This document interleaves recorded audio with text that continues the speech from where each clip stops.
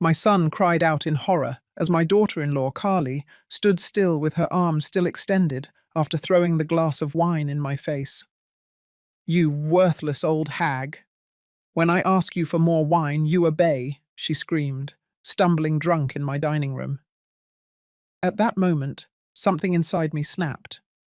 As a retired judge, I knew the law very well, and I knew exactly how to use it to show her who was really calling the shots in this house.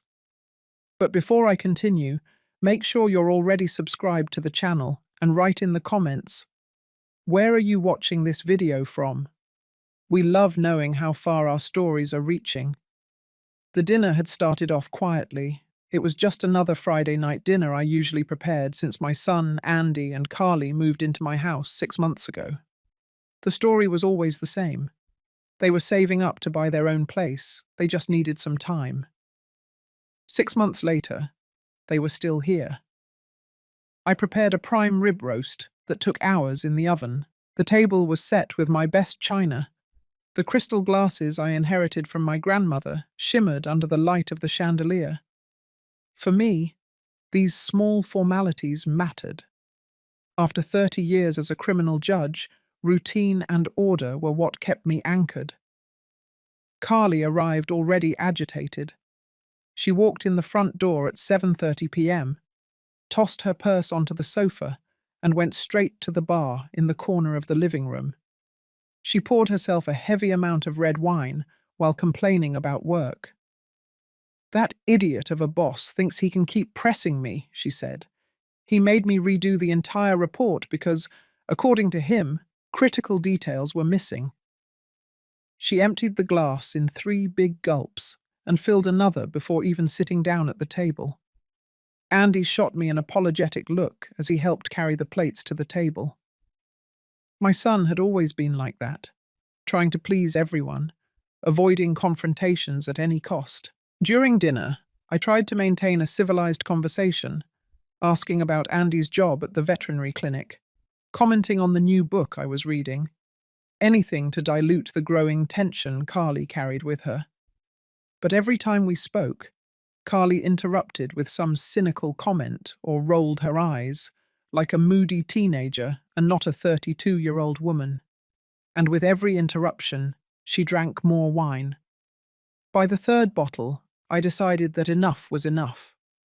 When Carly held out the empty glass in my direction, as if I were a waitress waiting to serve her, I simply said, "I think you've had enough for today, Carly." She froze, the glass still raised in the air, her eyes fixed on me, as if she couldn't believe what she had heard. "What?" I said. "I said you've had enough. This is my house, and I will not allow you to get drunk this way at my table." It was like lighting a fuse. Her face turned red, not just from the wine, but from a sudden fury that seemed to have been there, bubbling under the surface for months. "Your house?" she laughed, a bitter sound that cut the air. "Just because we have to live in this old museum with you doesn't mean you can treat us like children." Andy touched her arm. "Carly, please." Carly pulled his hand away. "No, Andy. I'm tired of this. Your mother looks at us as if we were intruders, as if we weren't worthy to walk on her precious hardwood floor." She turned to me. "Do you know what your problem is? You can't accept that you're no longer the powerful Judge Eleanor Miller. Now you're just a lonely, retired old woman who needs to control everything and everyone around her to feel important." I remained calm. Years in the courtroom taught me not to show a reaction when provoked. If that's how you feel, maybe it's time for you to find somewhere else to live. "Mom!" Andy exclaimed, horrified. Carly smiled, the kind of smile that doesn't reach the eyes. Servants shouldn't talk like that to their superiors. She held out the glass again. "Now, more wine." No. That was all I needed to say. In a movement too fast for me to react, Carly threw the glass directly at my face. The glass hit my right temple and shattered. I felt the sharp pain of the impact, then the warm heat of the blood running down the side of my face. My son screamed. Carly stood there, breathing heavily, almost surprised by her own action, but showing no remorse. I brought my hand to my temple and looked at my fingers, now stained red. The silence in the room was deafening. 30 years sending criminals to prison, and now I was bleeding at my own dining room table. "Andy," I said, with a calm that I did not feel, "take your wife to her room. Now." Andy rushed to pull Carly, who still seemed stunned by what she had done. I heard their steps going up the stairs, the room door slamming shut. I went to the bathroom and examined the cut in the mirror. It wasn't deep, but it would bleed a lot, as head wounds often do. As I cleaned the wound with cold water, my thoughts organized themselves like a prosecutor preparing a case. I documented everything with my cell phone. I photographed the cut, the blood stain on my white blouse, the shards of glass on the dining room floor. I collected every fragment and put it in a plastic bag. Evidence. 30 years in the justice system taught me that evidence is everything. That night I couldn't sleep. Sitting in my office with an ice pack against my temple, I began to outline my plan. Not for revenge. Revenge is emotional, impulsive. What I needed was justice. I needed to protect my son and my house.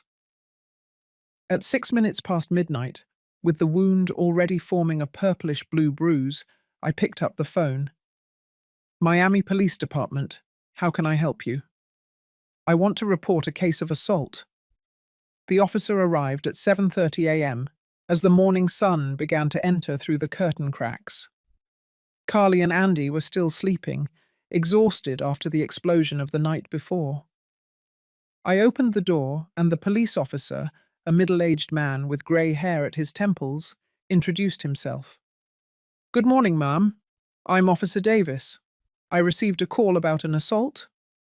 I invited him in and took him to the dining room, where the pieces of glass were still preserved in a corner, marked with small, numbered labels that I prepared during my sleepless hours. "It was here where it happened," I explained, keeping my voice low so as not to wake the two upstairs. "My daughter-in-law threw this glass at my face when I refused to serve her more wine. She had already had too much to drink."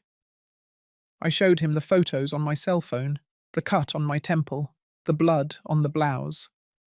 The officer wrote everything down with a professional, non-judgmental expression. "Is the aggressor still in the residence?" "Yes, sleeping upstairs with my son." "Do you wish to file a formal complaint?" I hesitated only for a second, thinking of Andy, but then I remembered Carly's look as she threw the glass, that certainty that she could assault me in my own house and get away with it. "Yes, officer, I want to file a formal complaint." We sat at the kitchen table while he filled out the police report. Full name of the aggressor, our relationship, detailed description of what happened. I provided the information in the same tone I used to dictate sentences, clear, precise, with no visible emotion. We were finishing when I heard steps on the stairs. Andy appeared in the kitchen doorway, his eyes swollen with sleep, and the confusion transformed into horror at the sight of the police officer. "Mom, what's going on?" Before I could answer, Carly appeared behind him, also confused, but her face quickly changed to anger when she saw my injured temple and the policeman sitting at the table. "What the hell is this?" she demanded. The officer stood up. "Mrs. Carly Miller, I am here to investigate an assault complaint that occurred at this residence last night." Andy looked at me, incredulous. "You called the police? Against Carly?" "She assaulted me, Andy. She threw a glass at my face and cut me." I kept my voice firm, without remorse. "It was an accident. She was drunk," Andy protested, desperate. "Being intoxicated is not a valid defense for physical assault, sir," the officer commented, his tone professional but firm. Carly stepped forward, her fists clenched. You can't be serious. This is ridiculous. It was a family argument. A family argument that resulted in physical injury, I replied calmly. And in my own home. The officer addressed Carly. Ma'am, I need to ask you to accompany me to the police station to make a statement. What? She yelled. You're going to arrest me over a broken glass? At this moment, I am only requesting that you provide a statement. Depending on the facts confirmed, you could be charged with battery. Andy was crying now, alternating looks of pleading between me and the officer. Please, Mom, don't do this. We can resolve this in the family. I looked at my son, feeling a pang of pain that had nothing to do with the cut on my temple. Andy, we already tried to resolve this in the family for 6 months. Last night, Carly crossed a line. The officer asked Carly to get dressed properly to accompany him. She stomped up the stairs, Andy right behind her, imploring her to calm down. I was left alone with the officer for a few minutes. He looked at me with an expression I recognized, the kind of look veteran police officers give when trying to understand the family dynamic behind an incident. Mum, are you sure you want to go through with this? Family issues can sometimes be… Officer, I interrupted politely. I worked 30 years as a criminal judge. I know exactly what I am doing and what the legal consequences will be. He seemed surprised. Then he nodded with a new respect in his gaze. Carly came downstairs, now dressed in jeans and a t-shirt, her hair pulled back in a hasty ponytail. Andy followed her, still crying silently. This isn't going to end here, Carly said as she passed me. You're going to regret doing this. The officer warned her not to make threats, which only increased her fury. As he led her outside, Andy turned to me, his eyes red from crying. How could you do this? She's my wife. And I'm your mother, I answered simply. And this is my house.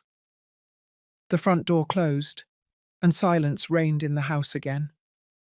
Andy stared at me for a few seconds, as if he didn't recognize me, before running up the stairs. I heard the bedroom door slam shut. I sat in the living room armchair, suddenly exhausted. The bruise was throbbing, but the physical pain was almost a relief compared to the pain of seeing Andy's face. Still, I had no regrets. Years in the courtroom taught me that justice doesn't always seem fair at the moment it's applied. 2 hours later, Andy came downstairs with a backpack. His face was determined, but his eyes were still swollen. I'm going to pick up Carly at the police station, and we'll stay at Patty's place until we decide what to do. Patty was a friend of theirs who lived in a tiny apartment downtown. It wasn't a permanent solution, and we both knew it. Andy, I began, trying to keep my voice soft. You don't have to leave. This is your home too. He laughed, a humorless sound. This house stopped being mine the moment you decided to call the police on my wife. She assaulted me, Andy, at my own dining room table. She was drunk and lost her temper. People make mistakes. And people need to answer for their mistakes, I replied, my voice now firmer. Especially when those mistakes involve physical violence. Andy shook his head. It's always been like this. The inflexible judge, the law above everything, even your own son. That hurt more than the cut on my temple, but I didn't let it show. It's because I love you that I'm doing this, Andy. Carly is abusive, and you're trapped in that relationship. Don't you dare analyze my marriage. You've always hated Carly. You've always believed I deserved better. And you do deserve it, I said calmly. You deserve someone who respects you and who respects your family. Andy took the car keys from the coffee table. I'm going to get my wife. Then we'll come back to pick up the rest of the things. When the door closed behind him, I let out a long, tired sigh. The house was silent again. But it wasn't the peaceful silence I valued so much. It was a heavy silence, loaded with consequences. I spent the rest of the day in a state of numbness, alternating between doubt and certainty. Had I done the right thing? Had I lost my son forever? The questions spun in my mind as I tried to read, tried to eat, tried to distract myself. At night, the phone rang. It was Andy. "We're at Patty's place. Carly was released with a summons to appear at a hearing next week." His voice was cold, distant. "We'll stop by tomorrow to pick up our things." "Andy, you don't have to." "I've already made my decision, Mum. I choose to stand by my wife." After he hung up, I sat down at my office desk and opened a new folder on the computer. I named it Case Carly. Inside, I created documents to record every stage of the process, every decision made, every piece of evidence collected. For 3 decades, I built cases against criminals of all kinds. Now I was building a case to save my son from a toxic marriage, even if, for the moment, he hated me for it. The next morning, while waiting for Andy and Carly to arrive to pick up their things, I called an old friend. Rick and I worked together for years, he as a detective and I as a judge. He retired before I did. Now he ran a small private investigation agency. "Ellie, how long has it been?" His deep voice brought me instant comfort. "To what do I owe the pleasure?" "I need your help, Rick. It's a delicate matter." I explained the situation, the assault, the police report, the break with Andy. "I need to know more about Carly. I have a bad feeling about her finances, about how they're really living." Rick didn't ask unnecessary questions. "Send me her details. I'll look into it discreetly." An hour later, I parked my car 2 blocks from the house and waited. I didn't want to be present when they came to retrieve their belongings. Direct confrontation would only make things worse right now. From my vantage point, I saw Andy's car arrive. He and Carly entered the house using the key Andy still possessed. I watched the house for almost 2 hours, occasionally seeing one of them at the window, carrying boxes, moving quickly. When they finally left, the car was visibly loaded. Andy looked at the house one last time before getting into the vehicle. Even at the distance, I could see he was crying. Carly, on the other hand, seemed irritated, gesticulating as she said something I couldn't hear. I waited 20 minutes more before returning home. Their absence was almost physical. Empty spaces where objects had been, silences where conversations had been. The guest room they had occupied was partially empty. They left the furniture behind, obviously, but all personal items were gone. In the closet, I noticed one of my pieces of jewelry was missing, a gold brooch that belonged to my mother. Andy knew how much I valued it. Was it an oversight or a small act of revenge? I preferred to believe the former. The following days were filled with an oppressive silence. Andy didn't call me. He didn't answer my texts. I tried to respect his space, but each day without news was a small torture. On Wednesday, I received Rick's first report. Sitting in my office, I opened the email attachment with apprehension. The discoveries were worse than I imagined. Carly had been fired from her job 3 months earlier. She wasn't simply having problems with the boss, as she claimed at dinners. She was unemployed, hiding it from everyone, even Andy. But this was only the tip of the iceberg. Carly had 5 credit cards, all maxed out, totaling a debt of almost $800,000. Worse still, 2 of those cards were in Andy's name, likely opened with a power of attorney or using his data without his knowledge. The report also showed something that genuinely alarmed me. 3 significant withdrawals from Andy's retirement account in the last 2 months, amounting to $400,000. To make those withdrawals, Carly would need to have access to Andy's passwords or have forged his signature. There was more. Small complaints at stores for bounced checks, an eviction notice from a previous apartment that they never mentioned, and, most worrying, conversations captured on social media where Carly talked with friends about inheriting a house soon when the old lady bites the dust. The old lady. Me. I felt a wave of nausea. It wasn't just a case of explosive temper or a disrespectful daughter-in-law. It was a systematic scheme. Carly was financially drowning my son while planning a future built on my death. I printed the entire report and put it in a secure folder. I needed more. I needed to understand the full extent of the situation before confronting Andy with these discoveries. I called Rick again.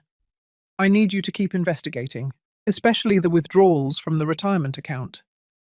If you get concrete evidence that Carly acted without Andy's authorization, we could be talking about financial crimes. I'm on it, Rick replied. And Ellie, be careful. If this woman is financially desperate and believes she can inherit something from you, well, he didn't need to finish the sentence. 30 years in the criminal system taught me that money is one of the most powerful motivators for desperate acts. That night I changed the locks on the house, a necessary precaution. The following week brought the preliminary hearing on the assault. I attended the courthouse where I worked for decades, this time as a victim. It was strange to sit on the other side, to see former colleagues greet me with expressions of concern, to hear whispers in the corridors. Carly arrived with her lawyer, a young man in a poorly fitting suit who looked like he was fresh out of law school. Andy wasn't with her, which surprised me. I expected my son to be there to support his wife. The judge was Sarah Jennings, a competent woman I knew superficially during my last years before retirement. She recognized me immediately, nodding discreetly in my direction. The procedure was brief and direct. The prosecutor presented the accusations of misdemeanor battery. Carly's lawyer argued that it was an isolated incident caused by stress and alcohol consumption, with no intention to cause harm. Your Honor, he said, my client has no criminal record and is deeply remorseful for what happened. We request that an alternative measure to jail be considered, such as community service. When it was my turn to speak, I stood up with the posture I maintained for decades in those same rooms. Your Honor, I do not seek revenge or severe punishment. I seek justice and, primarily, protection.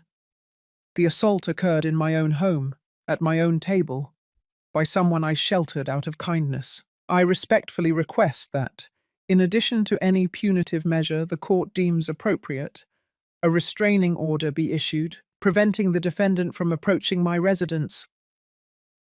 I saw Carly's face turn pale. A restraining order would mean she couldn't return to my house, the house where she and Andy were living, the house she apparently hoped to inherit. The judge considered for a few moments before announcing her decision. In view of the nature of the incident and the relationship between the parties, I determined that the defendant shall complete 6 months of community service and mandatory participation in an anger management program. Additionally, I issue a temporary restraining order prohibiting the defendant from approaching within 100 yards of the victim's residence and person for a period of 90 days, after which the situation will be re-evaluated. Carly's lawyer tried to protest, arguing that the restraining order was excessive given the family context. But the judge was firm. Domestic violence is no less serious for occurring among family members, sir. On the contrary. As I left the courtroom, I noticed Andy sitting on the back bench. Our eyes met briefly before he averted his gaze, quickly getting up to meet Carly in the hallway. I wanted to approach him, explain why I was doing all this, tell him that I had discovered worrying things, but the moment wasn't right. Andy wasn't ready to listen. I returned home and added the hearing transcript and a copy of the restraining order to my Case Carly folder. The folder was getting thicker, both literally and metaphorically. 2 days later, I received an unexpected call. It was Andy. "Mom." His voice sounded exhausted, almost unrecognizable. "We need to talk." We agreed to meet at a neutral coffee shop, far from both my house and the friend's apartment where they were staying. I arrived 15 minutes early, choosing a table in the corner where we could have some privacy. Andy walked in punctually. He was thinner, with deep dark circles he couldn't completely hide. He was wearing a turtleneck sweater, despite the warmth of the day, something that immediately activated my internal alarms. "Are you okay?" I asked as soon as he sat down. "I'm dealing with the situation," he replied, avoiding my gaze as he picked up the menu. We ordered coffee, black for me, with milk for him, as always. When the waitress left, we stayed in an awkward silence, neither of us knowing exactly how to start. "The restraining order complicated thing," he finally said. "We've been at Patty's place for almost 2 weeks. The sofa is killing my back, and her patience is running out." "Can you rent a place?" I suggested, keeping my voice neutral, non-accusatory. Andy let out a bitter laugh. "With what money? My salary barely covers our basic bills, and Carly—" He hesitated, looking at his own hands. "Carly hasn't found a new job yet." So he still believed that lie. I took a sip of coffee, pondering how to proceed. Confronting him directly with everything I discovered could make him completely shut down. "Andy, if you're having financial difficulties, I can help you. Just you." He finally looked at me directly. "What does that mean? Just me?" "It means I worry about you and I want to ensure you're okay.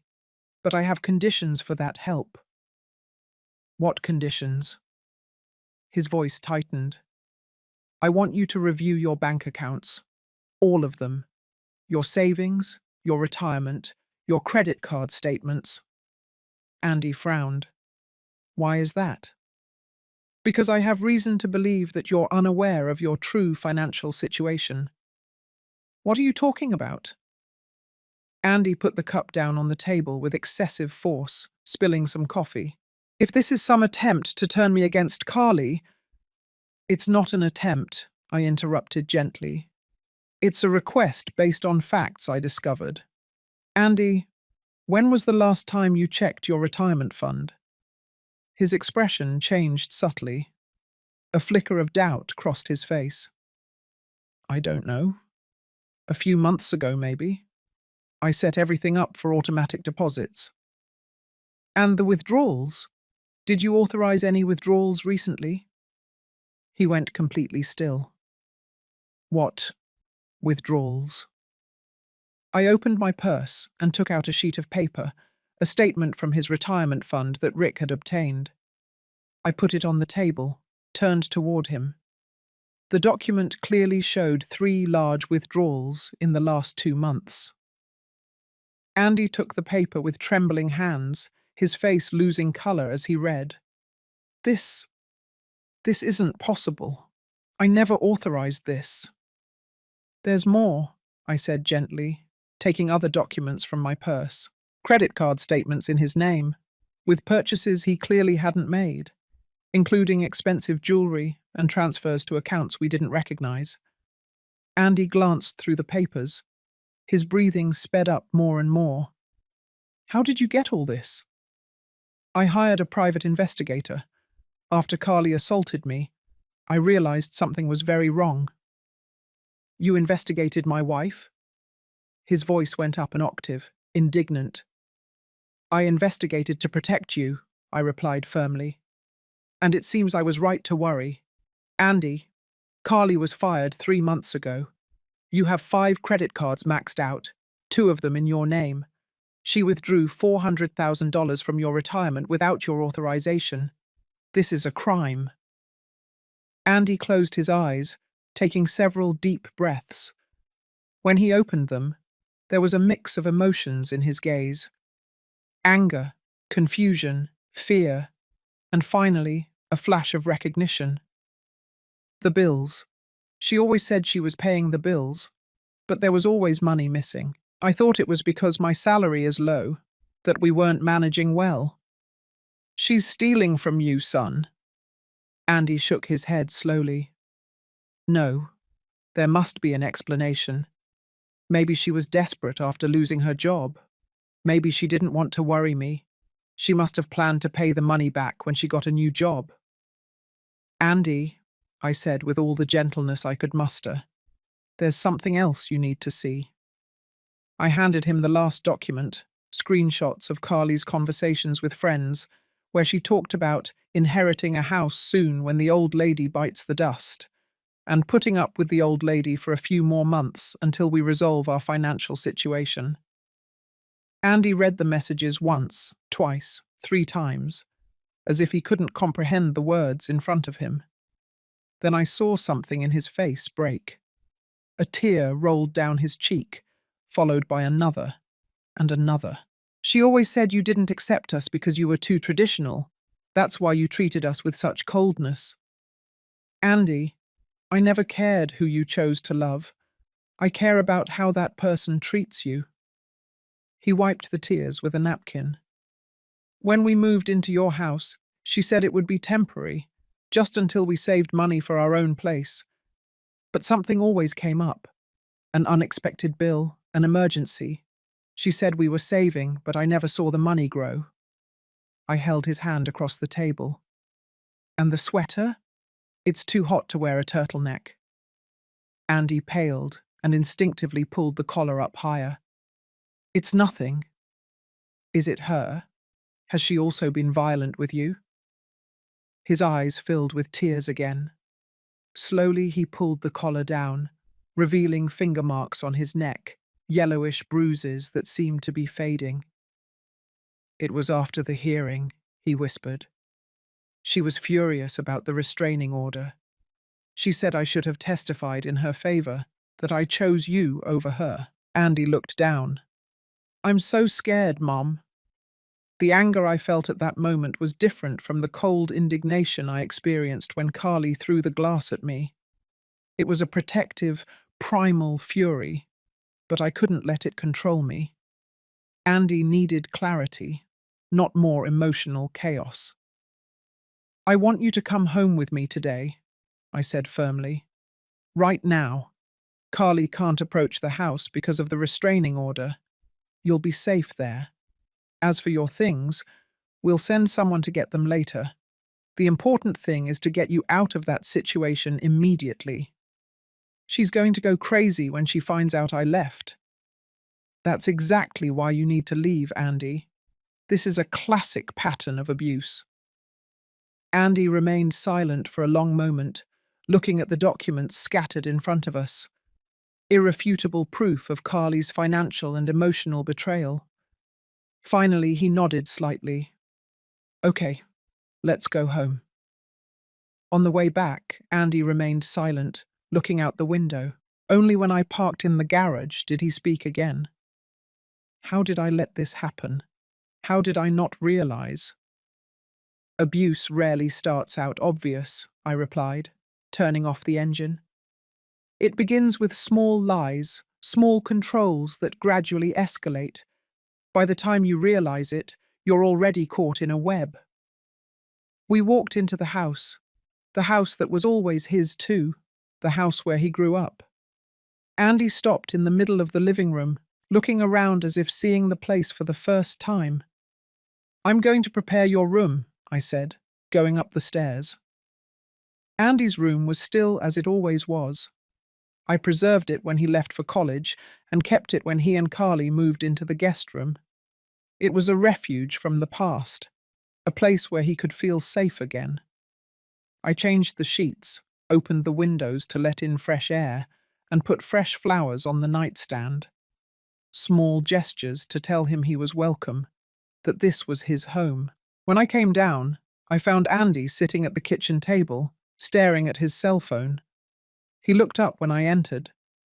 She's called 12 times, Sent 20 texts asking where I am. You don't need to answer now. I need to.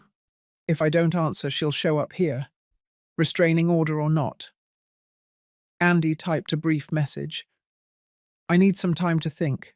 I'm safe. Please don't look for me today. Seconds later, the phone began to ring. Carly's name flashed on the screen. Andy rejected the call with trembling hands and turned off the device. What do I do now? He asked, looking lost.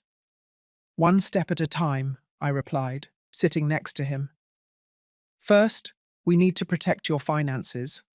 Tomorrow, we change your bank passwords and notify the bank about the unauthorized transactions. Then, we see a lawyer to discuss your legal options. Legal options, he repeated, as if tasting the words. You mean divorce? Among other things, what she did, the unauthorized withdrawals, the credit cards in your name, are financial crimes, Andy. You can choose whether or not to file a complaint, but we need to stop her from continuing. Andy nodded slowly. I never thought I'd be in this situation. I always thought I'd recognize abuse if it happened to me. No one thinks it will happen to them.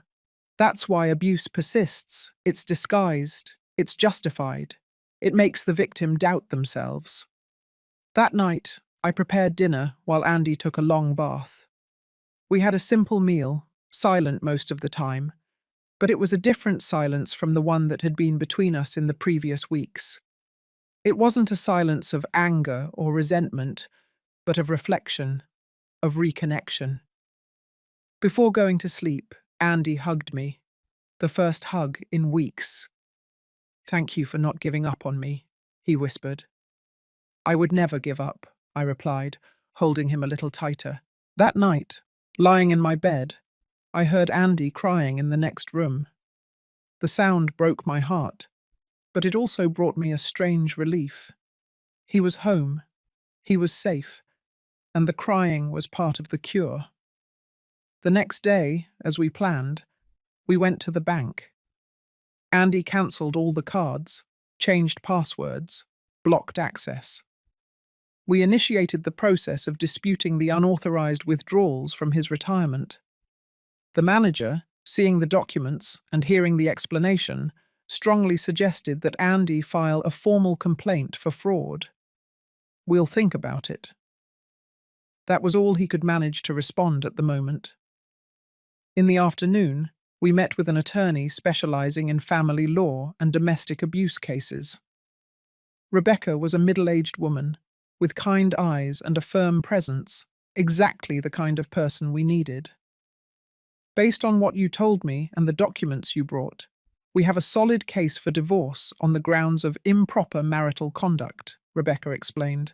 The financial abuse is well documented, and with the evidence of physical abuse, we can request a permanent protective order, not just the temporary one that already exists. Andy took a deep breath. What if I don't want her to go to jail? I understand your hesitation, Rebecca replied gently. Many victims of domestic abuse have conflicting feelings about criminally prosecuting their abusers. We can initially focus on the divorce and protecting your assets. Criminal complaints can be a separate decision you make when you're ready. Leaving the office, Andy seemed simultaneously exhausted and relieved. It feels like I'm waking up from a nightmare, he commented as we drove home. It's a process, I replied. It's not going to be solved overnight. I know, but now at least I'm walking in the right direction. That night was interrupted by a noise at the front door around 10 o'clock. Furious banging, the doorbell ringing repeatedly. Andy and I looked at each other on the sofa, where we were watching a movie. It's her, Andy whispered, fear evident in his voice. She can't get in, I assured him, grabbing the phone. And she's violating the restraining order. I'm calling the police. The banging continued, getting louder as I reported the situation to the 911 operator. My daughter-in-law is violating a restraining order, trying to force her way into my house. We need a patrol car immediately. Andy, Carly's voice penetrated the door. I know you're in there. Open this door right now. Andy shrank on the sofa, trembling. I went to him and held his hands. It's okay. She can't get in. The police are on their way. Carly continued yelling, threatening, imploring alternately. The noise attracted the neighbors' attention. I saw lights turning on in nearby houses, faces appearing in the windows. When the patrol car arrived, 7 minutes later, Carly was still on the porch, now kicking the door. The police found her in flagrant violation of the restraining order. We watched through the window as they arrested her. She continued looking at the house, screaming Andy's name, even as they put her in the patrol car. What's going to happen to her now? Andy asked, his voice almost inaudible. She'll be arrested for violation of the restraining order, I replied. This has serious consequences. That night, Andy slept in my room, as he did when he was little and had nightmares. But this time, the nightmare was outside, being taken away. The next morning, I received a call from the detective in charge of the restraining order violation case. Carly would be kept in custody until the bail hearing, scheduled for the following day. Due to the recent history of violence and the clear demonstration of instability, it is likely that the judge will set strict conditions for provisional release, he explained. This may include an electronic ankle monitor and constant supervision. I thanked him for the information and hung up, feeling a mix of relief and concern. Andy was still sleeping. The events of the night before had completely exhausted him. I prepared breakfast and left a note explaining where he could find me. I had a scheduled meeting with Rick, my investigator friend, to discuss the new discoveries. We met at his small office downtown. Rick looked worried when he greeted me. Ellie, we discovered more things about Carly, things you need to see. He opened a folder and spread documents on the table. There were police records from 2 different cities, both involving Carly in cases of domestic violence and financial fraud. She's done this before, Rick explained. In Atlanta 5 years ago and in Dallas 3 years ago. In both cases, she got involved with people who were financially well off, moved into their houses, started manipulating their finances, and eventually became violent. I felt a chill. And what happened in those cases? In the first one, the victim withdrew the complaints after Carly made promises to change. In the second, there was an out-of-court settlement. The victim paid a significant amount of money to get Carly out of his life. She's a serial predator, I murmured, glancing through the documents. And Andy was just her most recent victim. Exactly. And there's something else, Rick hesitated, as if choosing his words carefully. We found evidence that Carly recently researched life insurance and inheritance, specifically how to guarantee inheritance rights through marriage. A shiver ran down my spine. The implications were clear and terrifying. Do you think she... I couldn't finish the sentence. I can't say for sure that she was planning something specific, Rick replied. But the pattern is worrying. She drained Andy's financial resources. She knew you have a valuable house and other assets. The searches about inheritance, combined with the comments about the old lady biting the dust, paint a disturbing picture. I left Rick's office with the folder of documents heavy in my hands, and an even greater worry heavy in my chest. What started as a case of assault at my dining room table had transformed into something much more sinister. When I got home, Andy was in the kitchen preparing lunch. There was a new energy in him, still fragile, but determined. "Where were you?" he asked, putting water on to boil. "Meeting with an investigator friend," I replied, placing the folder on the table. "Andy, we need to talk." He looked at the folder, then at me, and turned off the stove. "More bad news." "Important information. Please sit down." I showed him the documents, carefully explaining Carly's patterns of behavior in previous relationships. Andy listened in silence, his face going through a series of emotions: shock, pain, rage, and finally resolve. "So I wasn't special," he finally said. "I was simply convenient." "You were a target," I corrected softly. "But that doesn't diminish who you are. Predators like Carly are skilled at identifying good, trustworthy people and manipulating them." Andy ran his hand over his face, taking a deep breath. "What do we do now?" "We need to talk to the lawyer and the police. These new documents strengthen both the divorce case and the possible criminal proceedings." "And her bail hearing is tomorrow?" "Yes. I don't have to attend, right? But I want to. I need to look her in the eyes knowing the truth." The determination in Andy's voice surprised me. In just a few days, he had gone from a confused victim to a resolved survivor. That afternoon, Andy and I worked out a detailed plan. First, he filed a petition for a contested divorce citing financial and physical abuse, accompanied by all the documents we had collected. Then, we filed formal complaints for the financial crimes, unauthorized use of the retirement account, and fraudulent opening of credit cards. The attorney, Rebecca, accompanied us every step of the way, ensuring all documents were impeccable. "We want to create a case so solid that there's no room for escape," she explained. "The combination of the civil and criminal proceedings will create immense pressure." The next morning, we prepared for the bail hearing. Andy chose a sober outfit: black dress pants and a white shirt, the kind of clothing he would wear for an important job interview. I opted for one of the suits I used to wear when I was still a judge, a subtle reminder to the court of who I was. The courthouse was relatively empty when we arrived, accompanied by Rebecca. We were directed to the courtroom, where we took discreet seats in the back.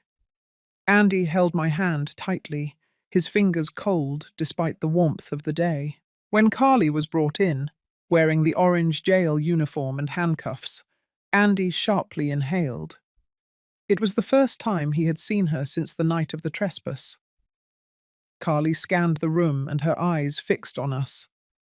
For a moment, her expression softened when she saw Andy, but then she noticed our intertwined hands and her face contorted into rage. She said something to her lawyer, who looked in our direction and shook his head. The judge entered and the hearing began. The prosecutor presented the case. Flagrant violation of a restraining order, recent history of violence, risk of witness intimidation. "Furthermore, Your Honor," he added, "we have information that the defendant has a history of similar behavior in other jurisdictions, having been involved in previous cases of domestic violence and fraud in Atlanta and Dallas." This was new information to Carly. She turned sharply toward her lawyer, visibly shocked. She didn't expect her past to catch up with her so quickly. The public defender tried to argue that Carly had ties to the community, posed no real risk, and could await trial out of custody. The judge listened to the arguments with an impassive expression before announcing her decision. Considering the seriousness of the violation, the defendant's history, and the evident risk to the victims, I determined that the defendant shall remain in custody until trial, with the possibility of review in 30 days upon presentation of an adequate supervision plan. Carly let out a sound of protest, quickly silenced by her lawyer. As the officers approached to take her back to detention, she turned and looked directly at Andy. "Please," her voice sounded desperate. "Andy, don't let this happen. I love you. We can fix this." Andy didn't look away. He stood firm, looking directly into the eyes of the woman who had betrayed and abused him for months. He said nothing, just watched as Carly was led out of the courtroom. In the hallway, after the hearing ended, Andy finally released my hand and took a deep breath. "I thought it would be harder," he confessed, "seeing her like that, hearing her beg. But I could only think of everything we discovered.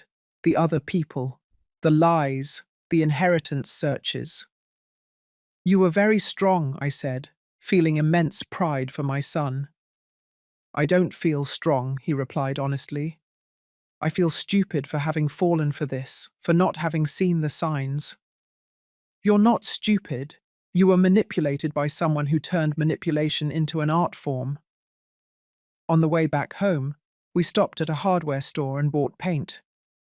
Andy had decided to repaint his room, a symbolic act of a new beginning. He chose a soft blue, almost sky blue, the colour of the sky after the storm passes, as he described it. The following days brought an almost therapeutic routine. During the day, we dealt with the legal matters, meetings with the lawyer, visits to the bank to resolve the financial issues, filling out forms for the criminal complaints. At night, we painted Andy's room, moved furniture, renewed the space that had been his in childhood and adolescence, and that would now be his refuge for healing. 2 weeks later, we received the news that the bank had accepted the dispute of the retirement withdrawals.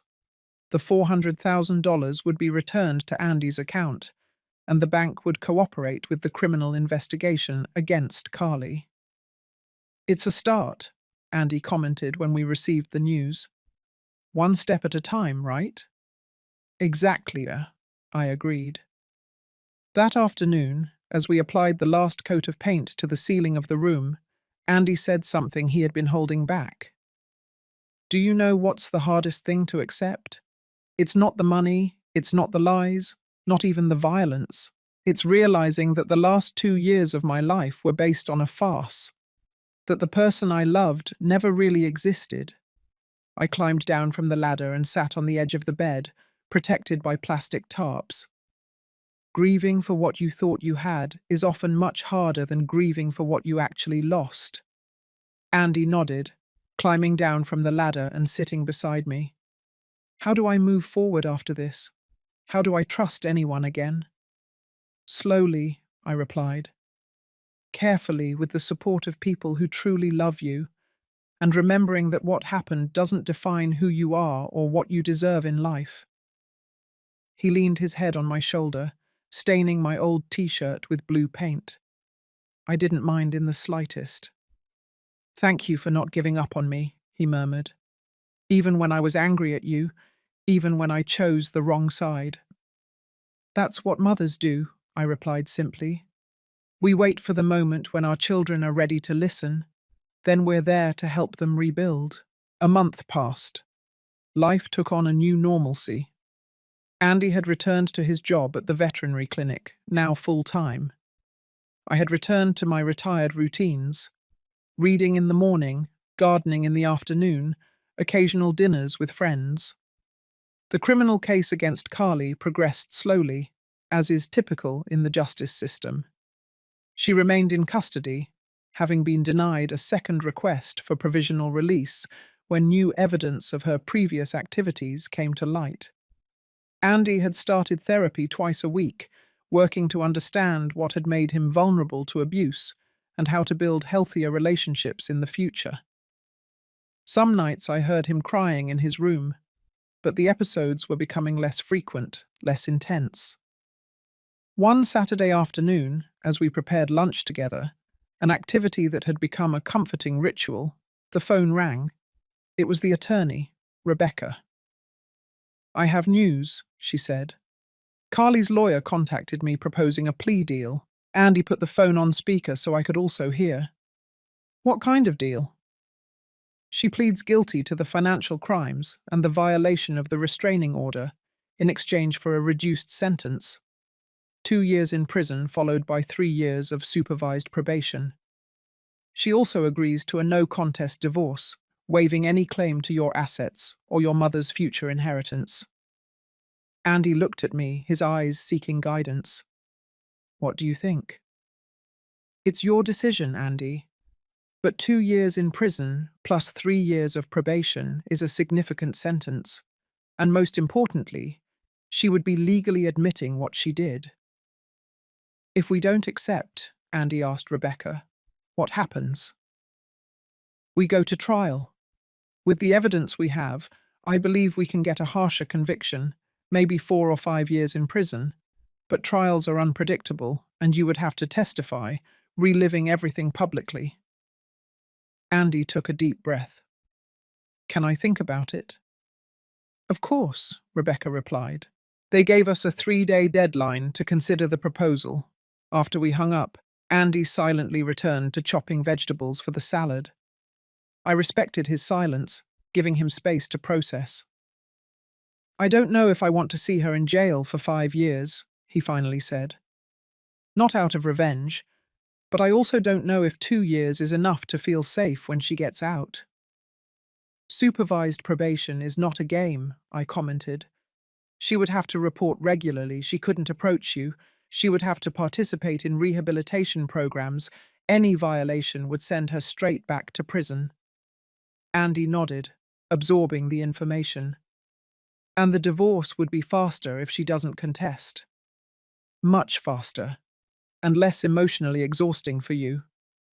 He continued chopping tomatoes in silence for a few more minutes. I'm going to think it over. I want to make the right decision for the right reasons. 2 days later, Andy asked me to accompany him to Rebecca's office. He had made his decision. I want to accept the plea deal, he announced as soon as we sat down. Not because it's easier, but because it's enough. 2 years in prison, 3 on probation, a clean divorce, and the legal recognition of her guilt. It's justice without being revenge. Rebecca smiled. I think that's a wise decision, Andy. I'll communicate it to the prosecutor and her lawyer immediately. The process was surprisingly fast after that. A week later, we appeared in court for the hearing where Carly would formally accept the plea deal. It was the first time Andy would see her since the bail hearing a month ago. Carly seemed to have aged years in just a few weeks. The prison uniform hung loosely on her thinner body. Her once perfectly dyed hair now showed grey roots.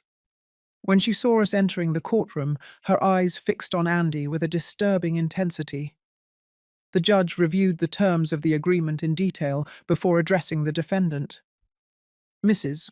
Miller, do you understand that by pleading guilty, you're admitting to committing the crimes of financial fraud, battery, and violation of a court order? Yes, Your Honor, Carly replied, her voice rougher than I remembered. And are you doing so voluntarily, aware of the consequences? Yes.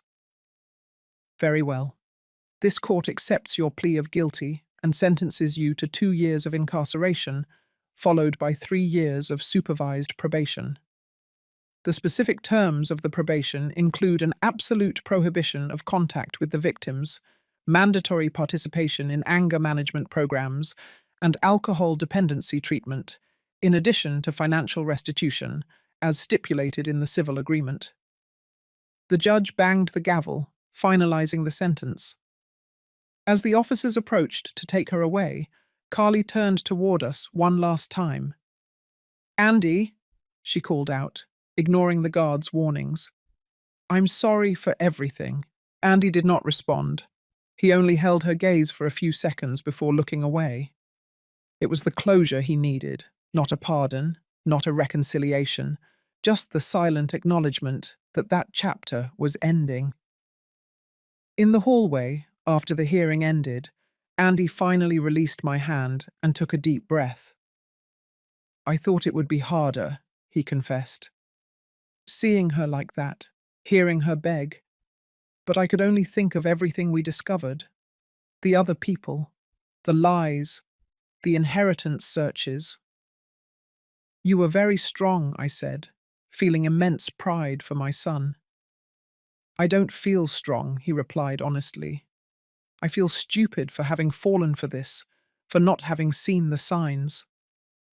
You're not stupid. You were manipulated by someone who turned manipulation into an art form.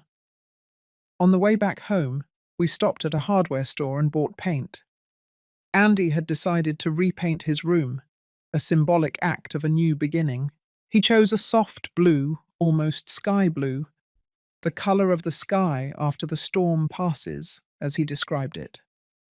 The following days brought an almost therapeutic routine. During the day, we dealt with the legal matters, meetings with the lawyer, visits to the bank to resolve the financial issues, filling out forms for the criminal complaints. At night, we painted Andy's room, moved furniture, renewed the space that had been his in childhood and adolescence, and that would now be his refuge for healing. 3 months after our first meeting, Andy received an invitation to speak at a state conference on domestic violence. He was nervous, questioning whether he was ready to share his story on such a public stage. "What if I'm not eloquent enough?" he asked as we rehearsed his presentation in the living room. "What if I freeze in the middle and look like an amateur?" "Then you take a deep breath, take a sip of water, and continue," I replied. "Remember, you're not there to impress anyone with your perfect public speaking. You're there to share a truth that can help other people." On the day of the conference, I sat in the audience, watching my son step onto the stage. He was wearing a simple but elegant blue suit, his hair tied back in a professional bun. He looked confident, centered. "My name is Andrew Miller," he began, "and today I'm going to share with you how a broken glass of wine saved my life." For 40 minutes, he kept the audience completely engaged, alternating between moments of raw vulnerability when describing his own abuse and precise analysis of how the system often fails to recognize and address financial abuse. He concluded with a call for more education, better laws, and greater awareness. The standing ovation he received when he finished lasted several minutes. As I watched, I felt tears in my eyes, not of sadness, but of a deep and overwhelming pride. My son had transformed his pain into purpose, his experience into wisdom. After the talk, as we prepared to leave, Andy was approached by an older woman, elegantly dressed, with a badge identifying her as a representative of a philanthropic foundation. "Mr. Miller, your presentation was extraordinary," the woman said. "I'm impressed with the work you and your organization are doing. I'd like to discuss the possibility of funding to expand Safe New Beginnings." Andy looked at me, his eyes wide with surprise and hope. I nodded encouragingly. "That would be wonderful," Andy replied. "We have so many ideas to reach more people, especially in rural areas where resources are scarce." They exchanged cards, agreeing to a meeting for the following week. As we walked toward the parking lot, Andy seemed to be floating with excitement. "Can you believe it?" he exclaimed. "Real funding to expand the project? We could create materials in different languages, develop an app for secure financial tracking, maybe even open a small dedicated office." "You deserve it, Andy," I replied. "You worked hard, and you're making a difference in the lives of so many people." He stopped suddenly in the middle of the parking lot and hugged me. A strong hug, full of gratitude. "None of this would have been possible without you, Mom. Without your strength that night, without your persistence afterward, without your support throughout this entire process." I returned the hug, feeling the peculiar sensation that only mothers know. Pride and nostalgia simultaneously, seeing your child grow beyond what you could ever have imagined. You always had that strength inside you, Andy. You just needed to rediscover it. That night, as I drove back home alone, Andy had gone straight to his new apartment. I reflected on the events of the last year. The assault with the glass, the police report, the discovery of the financial crimes, Carly's arrest, Andy's gradual recovery, and now this promising new chapter. It was impossible not to think about how a moment of violence, terrible as it was, had triggered a series of events that brought not only justice, but also healing and purpose. The broken glass had shattered more than crystal that night.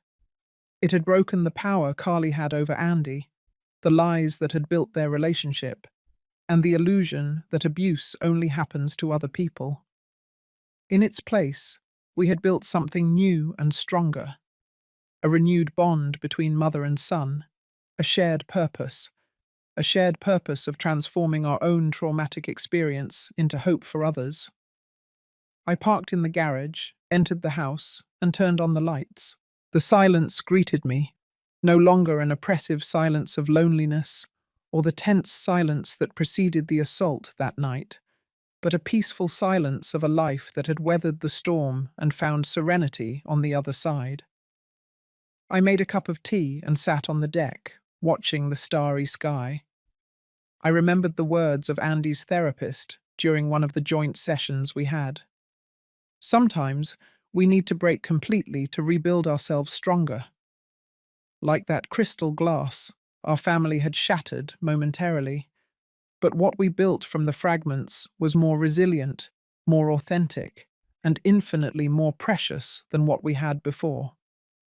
Now, if you liked this story, click to subscribe and tell me in the comments what part left you speechless. Oh, and don't forget to become a member for access to exclusive videos that I don't post here. I'll wait for you there.